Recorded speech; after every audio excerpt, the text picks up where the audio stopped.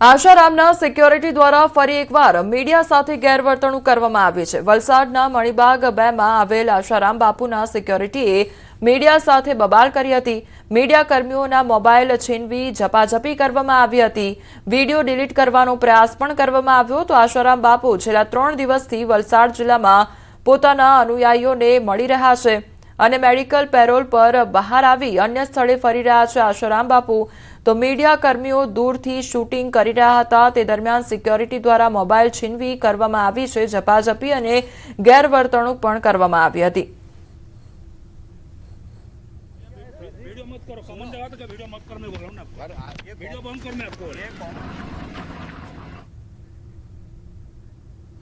उत्तर प्रदेशના હરદોઈમાં એક મકાનમાં બ્લાસ્ટ થયાની ઘટના સામે આવી છે। હરદોઈના સેન્ડી શહેરના મોહલ્લા ખીડકિયામાં એક મકાનમાં મોટા પ્રમાણમાં ફટાકડાનો સંગ્રહ કરવામાં આવ્યો હતો। આ ફટાકડામાં કોઈ કારણોસર આગ લાગી હતી અને ત્યારબાદ પ્રચંડ વિસ્ફોટ થયો હતો જેનાથી આખો વિસ્તાર હચમચી ગયો હતો। આકાશમાં ધુમાડાના ગોટે ગોટા વળી ગયા હતા। આ ઘટનાના લાઈવ સીસીટીવી ફૂટેજ પણ સામે આવ્યા છે જેમાં વિસ્ફોટની તીવ્રતા સ્પષ્ટપણે જોવા મળી રહી છે। તો વિસ્ફોટના કારણે ઘરમાં હાજર 2 મહિલાઓ ઇજાગ્રસ્ત પણ થઈ છે જેમને સારવાર હેઠળ ખસેડવામાં આવી છે। પોલીસે સ્થળ પર નિરીક્ષણ કરતા સામે આવ્યું છે કે વેપારી પાસે તેની દુકાનમાં ફટાકડા સંગ્રહ કરવાનું લાયસન્સ હતું છતાં લાયસન્સની શરતોથી વિપરીત તેણે ફટાકડા તેના ઘરે સંગ્રહિત કર્યા હતા। વિસ્ફોટનું કારણ હજી સ્પષ્ટ થયું નથી। ઉલ્લેખનીય છે કે 2012માં ખીડકિયામાં આ જ ઘરમાં ફટાકડા બનાવતી વખતે વિસ્ફોટ થયો હતો જેમાં 2 લોકોના મોત થયા હતા। તો 14 વર્ષ પહેલાની ઘટના પછી પણ ગીચ વસ્તીવાળા વિસ્તારોમાં ફટાકડાનું ઉત્પાદન સતત ચાલુ રહ્યું અને ત્યારે માલ સંગ્રહ કરવા સંબંધિત કલમો હેઠળ કેસ દાખલ કરવામાં આવ્યો છે। मोहल्ला खिड़कियां एक मकान में विस्फोट हुआ है एवं 2 महिलाएं झुलस गई हैं जिनको उपचार हेतु चिकित्सालय भेजा गया है। उक्त मकान आतिशबाज दिलसाद सन ऑफ खुर्शीद का है जिसके पास विक्रय हेतु 2027 तक का लाइसेंस है लेकिन लाइसेंस शर्तों का उल्लंघन किया गया है। रिहायशी इलाके में छत पे भंडारण के कारण विस्फोट हुआ है। घटनास्थल का निरीक्षण किया गया है। બનાસકાંઠા જિલ્લામાં નર્મદાના નીરના વધામણા થયા છે। જિલ્લાના પૂર્વ વિસ્તારમાં વર્ષોથી સર્જાયેલી સિંચાઈના પાણીની સમસ્યાનો અંત આવ્યો છે। પાલનપુર તાલુકાના મલાણા તળાવને ભરવાની માંગ સાથે ખેડૂતોએ કરેલા આંદોલન બાદ સરકારે કરોડોના ખર્ચે કસરા દાંતીવાડા પાઇપલાઇનની કામગીરી પૂર્ણ કરી છે। તાજેતરમાં જ નર્મદાના નીર મલાણા તળાવમાં પહોંચતા ખેડૂતોએ હર્ષોલ્લાસ સાથે જળના વધામણા કર્યા હતા। આ યોજનાથી ભૂગર્ભ જળના સ્તર ઊંચા આવશે જેનાથી સ્થાનિક ખેતી અને પશુપાલન વ્યવસાયને નવું જીવનદાન મળશે। પાણી આવ્યો ખૂબ આનંદ છે। ખેડૂતોમાં દિવાળી જેવો માહોલ છે।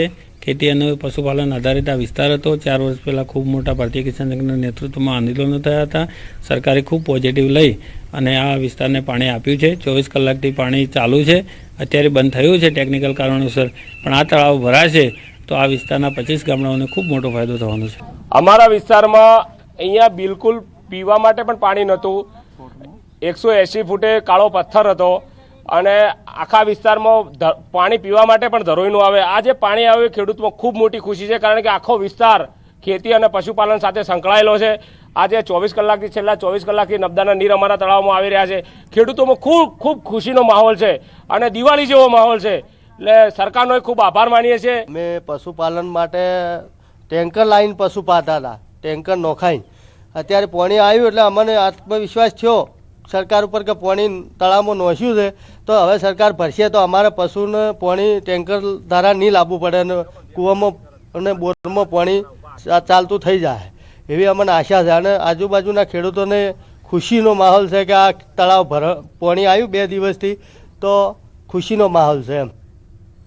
આજના સમયમાં લોકો કોમ્પ્યુટર અને મોબાઈલ પાછળ ઘેલા થયા છે ત્યારે સમાજને ભારતનો ઇતિહાસ અને સાંસ્કૃતિક વારસો વિસરાઈ ન જાય એવા હેતુસર ગોધરાના નિવૃત્ત તલાટી શાંતિલાલ પરમારે મેચબોક્સ દેશ વિદેશની ચલણી નોટો અને સિક્કા ટપાલ ટિકિટ પોસ્ટકાર્ડ સહિત એકત્રિત કરવાનો અનોખો શોખ ધરાવે છે।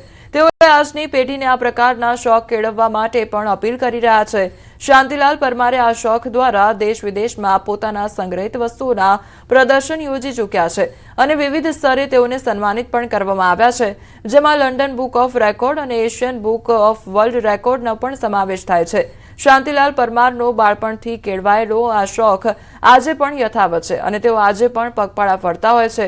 આ દરમિયાન પણ વિના સંકોચ ટિકિટ અને મેચબોક્સ મેળવી લેવામાં નાનમ અનુભવતા નથી.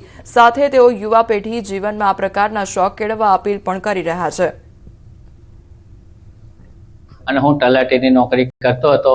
હાલમાં હું રિટાયર્ડ થઈ ગયો છું અને મારો બચપનનો નાનપણથી શોખ છે ટપાલ ટિકિટો, મેચ બોક્સ, પોસ્ટકાર્ડ, કરન્સી, નોટો તથા ફર્સ્ટ ડે કવર. આવો મારો નાનો સરખો શોખ છે અને આ શોખ દ્વારા મેં વિશ્વની અંદર મારા ઘણા પ્રદર્શનો પણ મૂકેલા છે. માચીસ બોક્સની ઉપર મેં ઇન્ટરનેશનલ લેવલ પર મેં મારા પ્રદર્શન મૂકેલા છે.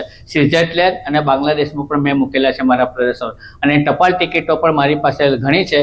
એના પર મેં નેશનલ ઇન્ટરનેશનલ લેવલ પર મને સર્ટિફિકેટો અને મેડલો મળેલા છે. આ ઉપરાંત મારી પાસે અલગ અલગ પ્રકારની માચીસો છે. એ માચીસો અંદાજે જોવા જાય તો 27,500 છે. એમાં મને London book of world record અને એશિયન બુક ઓફ વર્લ્ડ રેકોર્ડમાં મારું નામ આવેલું છે. યાત્રાધામ ડાકોરમાં આગામી ફાગણી પૂનમના યોજાતા મહામેળાને લઈને શ્રદ્ધાળુઓમાં ભારે ઉત્સાહ જોવા મળી રહ્યો છે.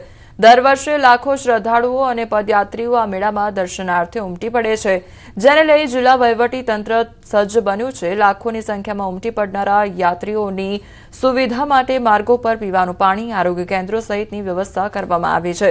સુરક્ષાના ભાગરૂપે સમગ્ર મેળા પર ચુસ્ત પોલીસ બંદોબસ્ત સાથે સીસીટીવી અને ડ્રોન દ્વારા દેખરેખ રાખવામાં આવશે. આ સાથે તંત્ર અને મંદિર કમિટીના સંકલન દ્વારા સ્વચ્છતા અને ટ્રાફિક નિયમન પર વિશેષ ભાર મૂકીને ભક્તોને શાંતિપૂર્ણ રીતે દર્શન કરવા અપીલ કરવામાં આવી છે. તો ડાકોર ખાતે વ્યવસ્થા કરવામાં આવી છે. યાત્રિકોને કોઈપણ પ્રકારની પરેશાની ન સર્જાય તેનું ખાસ ધ્યાન રાખવામાં આવ્યું છે. તો બીજી તરફ દર્શનાર્થીઓને અફવાઓ પર ધ્યાન ન આપવા માટે અપીલ પણ કરવામાં આવી રહી છે. તો ફાગણી પૂનમના મહામેળાને લઈને આયોજન કરવામાં આવી રહ્યું છે. આ પૂનમના દિવસે જે ડાકોર મંદિર છે એ 2 વાગ્યા સુધી ખુલ્લા રહેવાના છે.